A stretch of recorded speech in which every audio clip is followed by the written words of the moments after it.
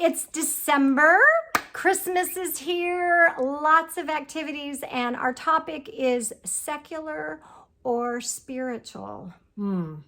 So an interesting one to just talk about because there's a lot of push and pull on both, and we don't want to miss the reason for the season, but we ought to work at it.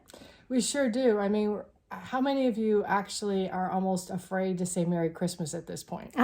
Right? And so what is the point of the holiday? And of course, as we learn and we grow and we train, we realize that Christmas happened during a season when other holidays were happening, other festivals were going on. And we know that this is not the actual time of Jesus' birth.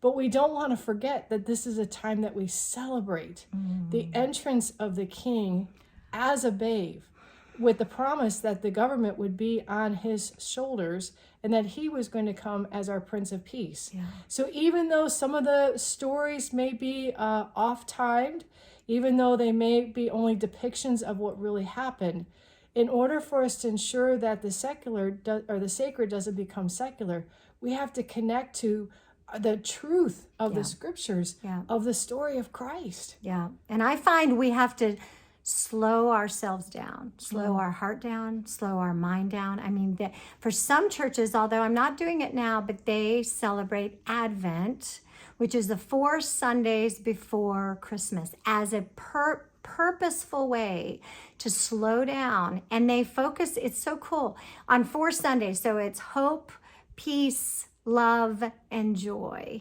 Nice. But each week. And there's this intentionality of saying, I'm going to quiet my heart in the midst of the noise. And the secular. And the secular, to remember why we celebrate. So our time together is going to be talking about this challenge, because it is a challenge, particularly in the workplace. One of the questions that I love is if someone said, why do you celebrate Christmas? Or why do you say Merry Christmas? What would your answer be? I just think that's so cool as a way for us just to be truly genuine and authentic on why we celebrate Christmas and not to let the secular take over.